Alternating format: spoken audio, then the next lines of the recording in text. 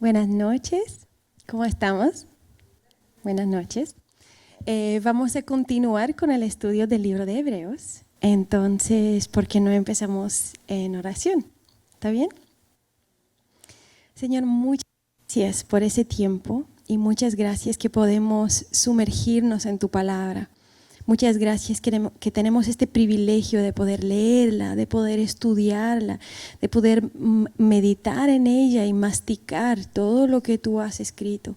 Señor, muchas gracias por este privilegio y te pedimos que tú abres nuestro entendimiento, que nosotros podemos entender lo que tú estás diciendo y que nosotros podemos aplicar todo eso, que nosotros podemos ser personas cambiados y transformados para tu gloria en el nombre de Jesús.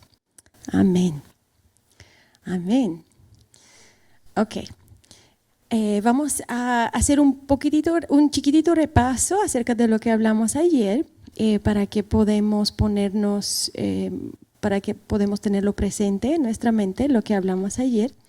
Entonces, ayer mencionamos que Jesús existió antes de los profetas, que era la revelación que el pueblo de Dios tenía. Ellos habían recibido toda su revelación a través de los profetas. Entonces Jesús existió antes de los profetas y era superior de los profetas, que Él es el resplandor de la gloria y también la imagen misma de su sustancia. ¿Se acuerdan el anillo de sello y también el sobre que tenía el sello? Como Jesús es como este sello. Es exactamente como Dios el Padre. Y también vimos la comparación entre Jesús y los ángeles, ¿cierto? Que Jesús es superior a los ángeles. Ahora, ¿por qué fue importante empezar con esto? Porque para los judíos, que nosotros pensamos que ellos son los destinatarios originales de esta carta, para los judíos, los ángeles tenían una posición muy alta, muy elevada. Acuérdense que nosotros hemos visto en toda la Biblia y en todo el Antiguo Testamento que nadie puede ver a Dios y sobrevivir, ¿cierto? Siempre cuando alguien recibía una visita de un ser celestial, ellos siempre tenían mucho miedo y decían, ay, pobre de mí. Isaías decía, pobre de mí. Todos los profetas, ellos tenían miedo.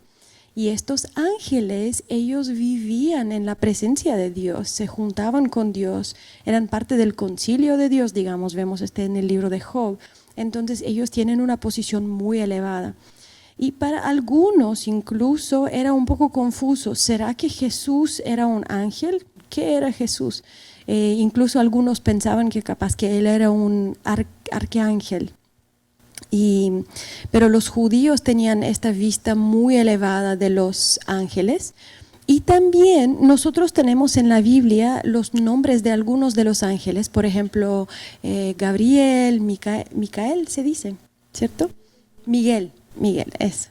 Miguel, Gabriel, pero los judíos, ya que ellos tenían tanto interés en los ángeles, ellos habían desarrollado algo que se llama angeología y es un estudio de los ángeles. Entonces ellos habían dado nombres a todos los ángeles, ya no me acuerdo todos los nombres de los ángeles, pero había Rafael, no sé quién, hay muchos nombres.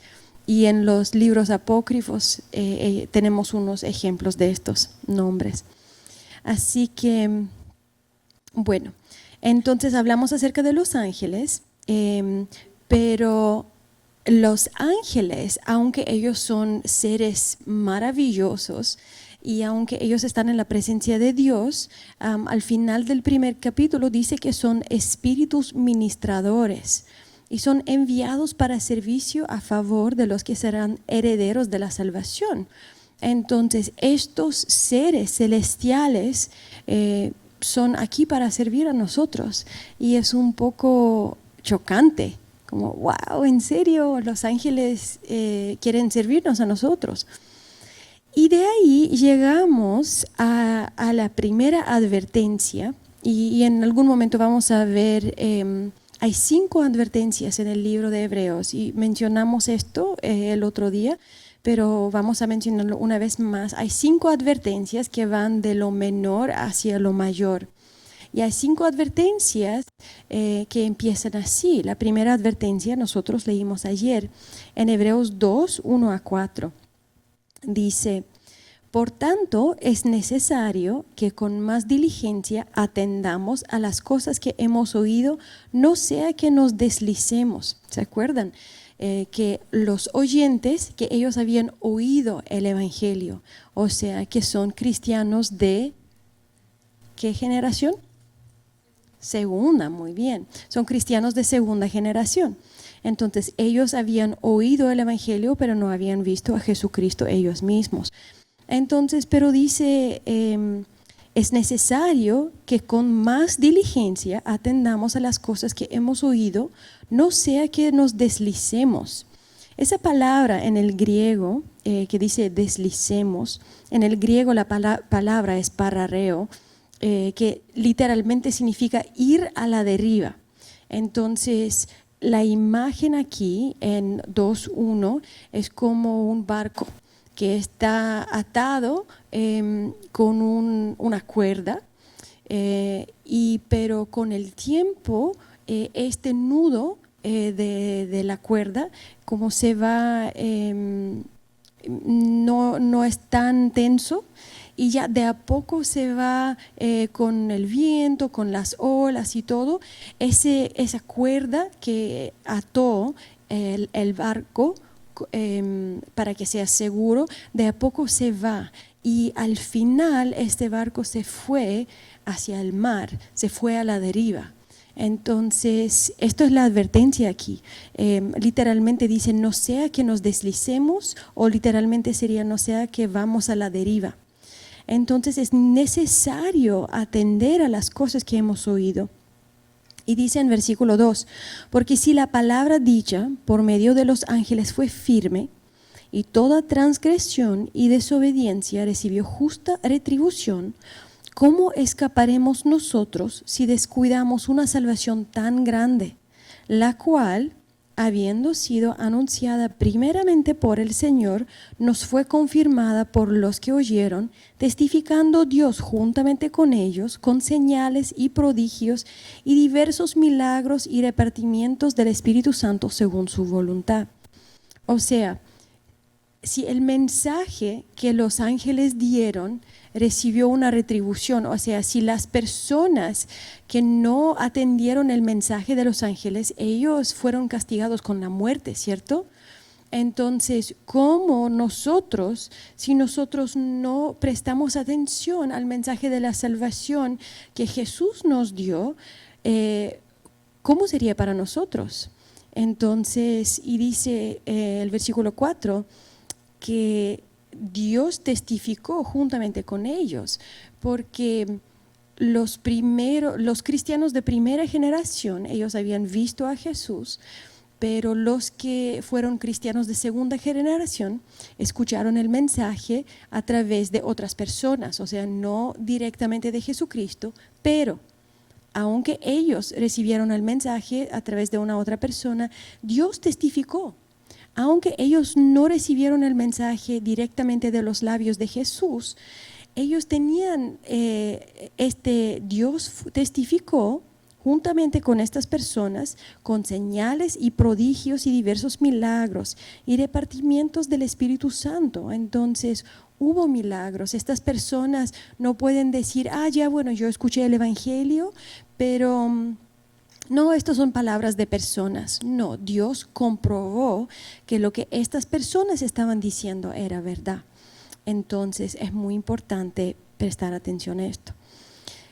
Ahora, hablamos ayer que Dios no sujetó a los ángeles el mundo venidero, acerca de cuál estamos hablando, pero alguien testificó en cierto lugar. Y aquí tenemos la cita de Salmo 8, que ayer se me olvidaron algunas de las palabras de la canción de Salmo 8, pero es un salmo muy lindo que dice, como Dios es grandioso, muy maravilloso. ¿Y quién es el nombre? ¿Quién es el hombre para que te acuerdes de él? ¿Qué es el hombre para que te acuerdes de él? O el hijo del hombre para que le visites. Le hiciste un poco menor que los ángeles, le coronaste de gloria y de honra, y le pusiste sobre las obras de tus manos.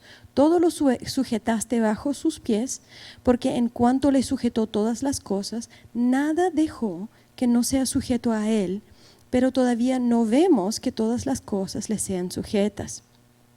Ahora, quiero hablar de algo muy importante, que a veces es un poco difícil entender eso.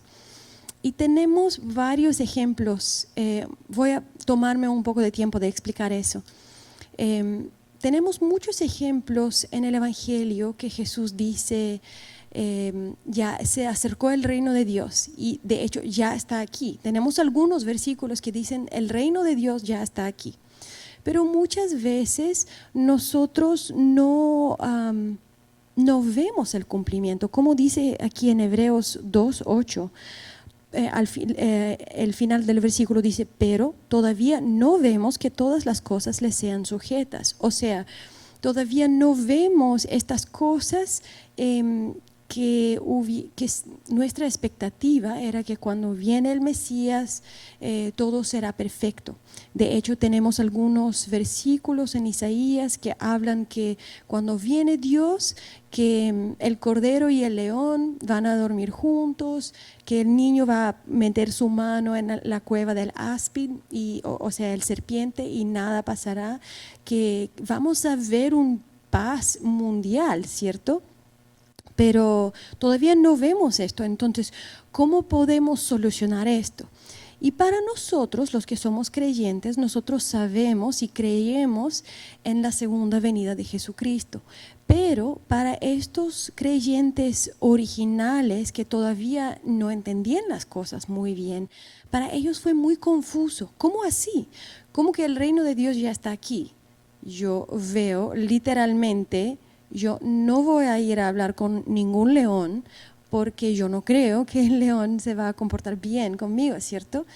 Entonces hay una confusión, hay una discrepancia y es difícil entender, especialmente de su punto de vista. Nosotros tenemos el beneficio de saber que la venida de Jesús, que hay dos venidas, pero ellos, leyendo solamente el Antiguo Testamento, a veces es difícil entender. Entonces, voy a explicar por qué nosotros vemos algunas veces algunas cosas que son un poco difíciles de entender, específicamente en los evangelios. Porque Jesús dice, el reino de Dios ya está aquí. Pero cuando el reino de Dios viene, o sea, literalmente, cuando el reino de Dios viene, nosotros vamos a pasar tiempo en el zoológico, digamos. O sea, el zoológico no va a existir, vamos a pasar tiempo con los leones. Entonces, como el reino de Dios ya está aquí, pero al mismo tiempo estamos orando y decimos que venga tu reino, que sea voluntad aquí en la tierra como en el cielo. Entonces, es difícil entender. Entonces, nosotros hablamos, hay un término que explica todo eso, que se llama la era de tensión. Así que voy a intentar de dibujarlo. Okay. Aquí tenemos la creación. Y yo no soy muy buena en dibujar, así que imagínense lo que yo estoy dibujando. Esto es una línea de tiempo, ¿ya? Entonces tenemos la creación y aquí tenemos la caída, digamos, la serpiente. Parece como un dólar, pero es una serpiente, ¿ya? Ok, tenemos la caída, o sea, creación, caída, ¿ok? Y nosotros, a pesar de ese momento, digamos, las fuerzas de las tinieblas empezaron de ejercer opresión en cuanto a los humanos. En el principio todo fue genial, Pero una vez después de la caída, nosotros vemos demonios en el mundo, nosotros vemos cosas inmundas, nosotros vemos muchas cosas que no son como deberían ser. Y llegó Jesús.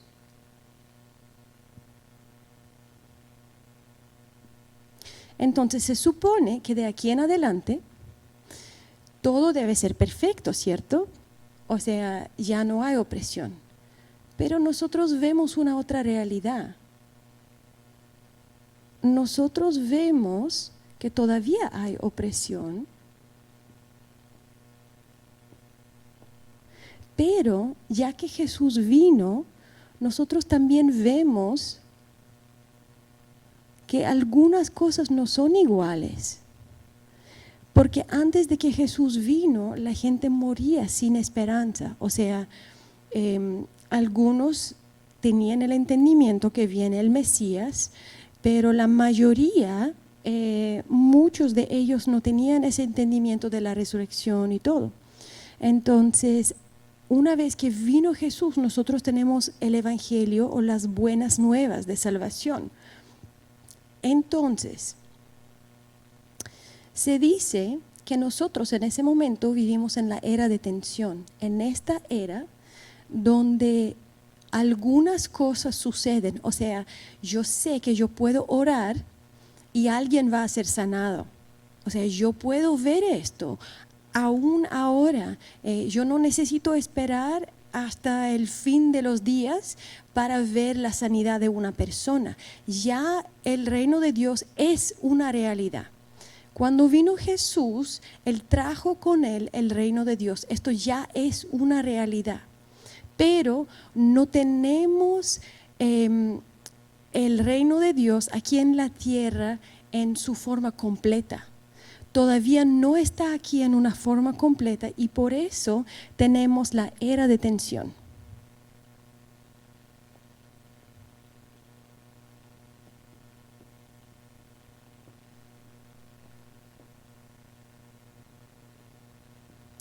Y una vez que Jesús viene por la segunda vez, la segunda venida, de ahí en adelante vamos a vivir sí, fue mi culpa, perdón. Pero una vez que viene Jesús, por la segunda vez, ya vamos a vivir en el reino de Dios que tiene en la plenitud del reino, digamos. Entonces, hablamos acerca de esto, la era de tensión, como en el principio, cuando Dios creó el mundo, Él dijo 7 veces en el libro de Génesis que fue bueno, ¿cierto? Pero con la caída nosotros llegó lo que la Biblia llama la mala era presente. Entonces llegó ese tiempo cuando hubo opresión y con la venida de Jesús ahora estamos en la era de tensión porque hay sanidad. Nosotros podemos ver podemos gustar algunos de los frutos de lo que va a ser el reino de Dios, pero no tenemos el reino de Dios en su forma completa aquí en la tierra. Y cuando Jesús viene por la segunda vez, ya vamos a tener todo. O sea, ahí pueden tener un león como una mascota. O pueden pasar tiempo con los serpientes si quieren. Yo creo que aún en ese momento yo no voy a pasar tiempo con los serpientes, pero ya. Entonces, de esto habla mucho del Nuevo Testamento, de este conflicto, que nosotros vivimos con un conflicto, porque no vemos la plenitud de todo lo que Dios quiere para nosotros, pero sí vemos que algunas cosas ya sucedieron. Entonces, en Hebreos 2:8 dice, porque en cuanto le sujetó todas las cosas, nada dejó que no sea sujeto a él.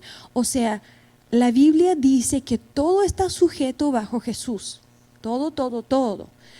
Pero a veces todavía vemos maldad y esto Jesús está esperando hasta que todos sus enemigos sean puestos sujetos a él. Ok, ¿tiene sentido? ¿Se entiende? Sé que es un poco como Ok, ¿qué significa este dibujo? Pero tiene sentido más o menos, estos son los grandes rasgos, ¿cierto? Ok, entonces vamos a seguir leyendo. Ayer leímos versículo 9, que dice, ¿qué dice versículo 9? 2:9. ¿Alguien tiene el micrófono? Pero vemos a aquel que fue hecho un poco inferior a los ángeles, es decir, a Jesús, coronado de gloria y honor a causa de los padecimientos de la muerte, para que por la gracia de Dios probara la muerte por todos. Muchas gracias. Entonces, esto es la primera vez que tenemos mencionado el nombre de Jesús. El autor ya habló acerca del Hijo y cómo el Hijo es superior a los ángeles, o sea, superior a los profetas, superior a los ángeles. Y al final llegamos a tener este nombre de la misma forma como lo hizo Juan en su evangelio. Él estaba hablando y decía el verbo, que en griego es, ¿qué? ¿Cuál es la palabra en griego? Seguramente ustedes saben. El logos, muy bien, muchas gracias. El logos, entonces tenemos en Juan, el Juan está hablando que el logos vino y se hizo carne. Entonces el verbo vino y se hizo carne. Ahora, tenemos, vamos a seguir leyendo.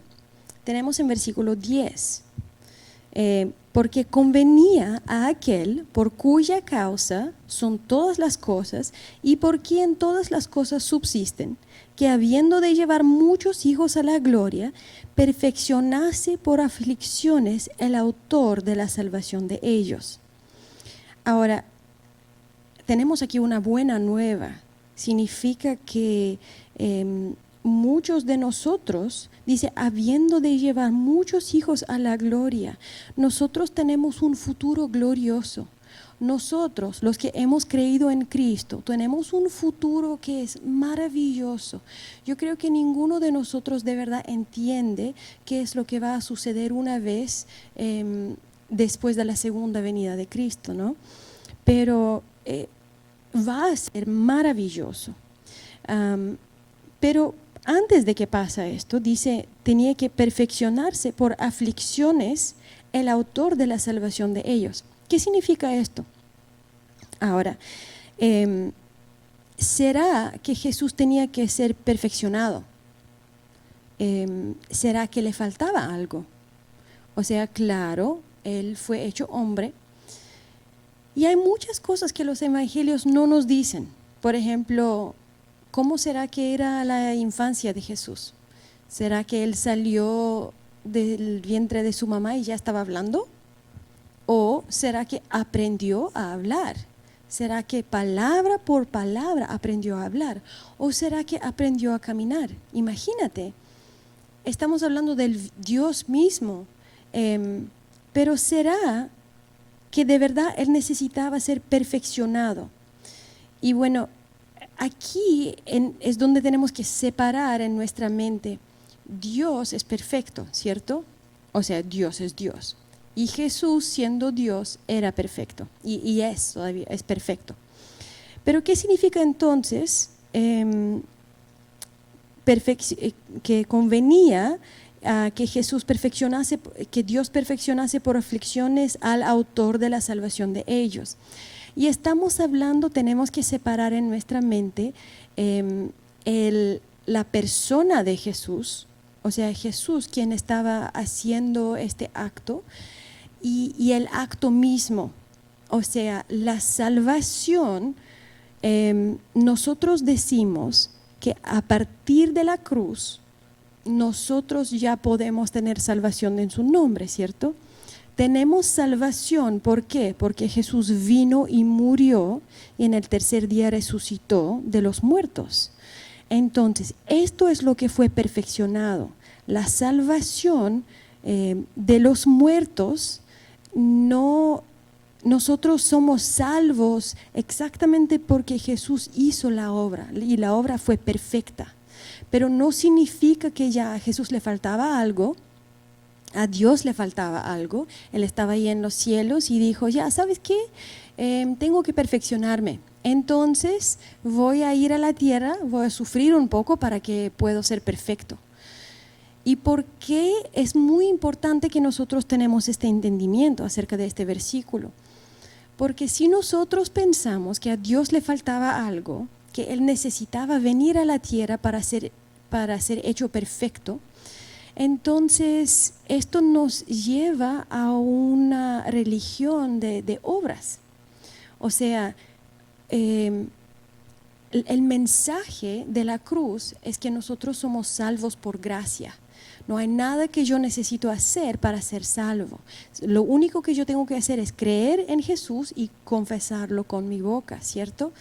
Pero no hay nada que yo tengo que hacer para llegar a la salvación. Entonces es muy importante que nosotros entendamos esto, porque si nosotros pensamos que hay algo que Jesús tuvo que hacer para ser hecho perfecto, entonces eso lleva a la conclusión que nosotros también tenemos que hacer algo para ser hechos perfectos. Y eso no es así. Nosotros somos salvos por creer en Dios. Jesús más, nada más. Solamente Jesús es quien nos lleva a la salvación. No hay nada que yo necesito hacer, ninguna obra. Entonces aquí está hablando de la perfección de la obra en sí. Antes de que Jesús murió, la obra todavía no fue perfecta, porque todavía no murió. Pero una vez que murió y resucitó, ya podemos creer en esta salvación. Y después dice, ¿quién puede leer versículo 11?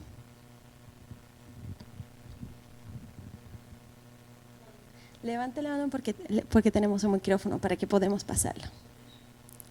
Porque el que significa a los que son santificados, de uno son todos, por lo cual no se avergüenza de llamarnos hermanos. Ok.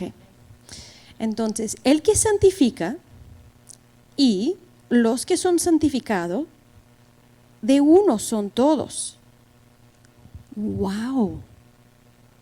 Nosotros somos uno con Cristo.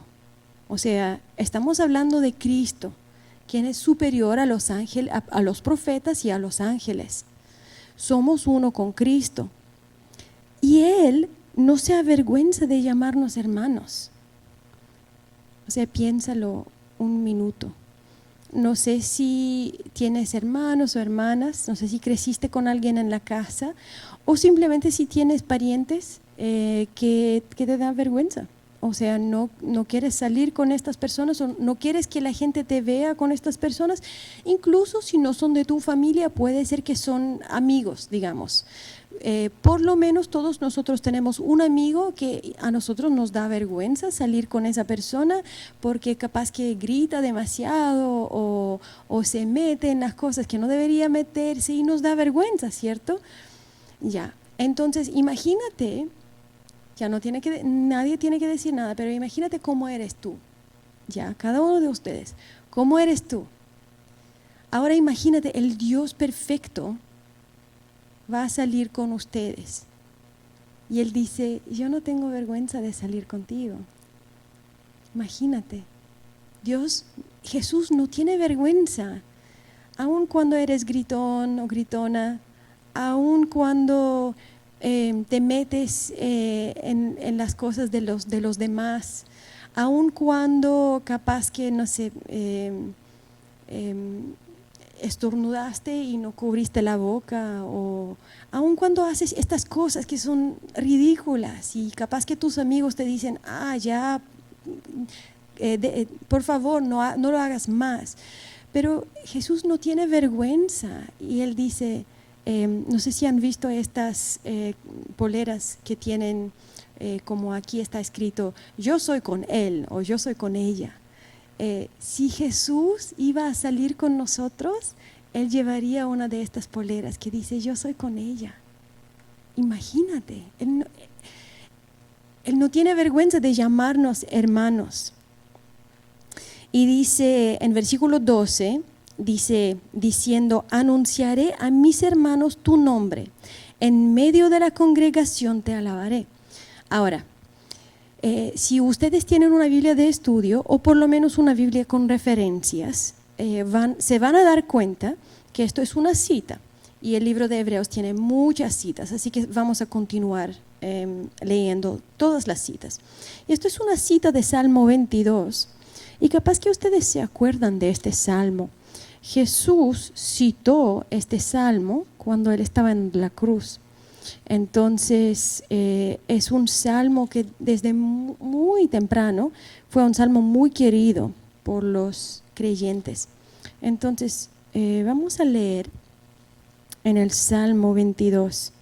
¿Quién puede leer los primeros dos versículos de Salmo 22?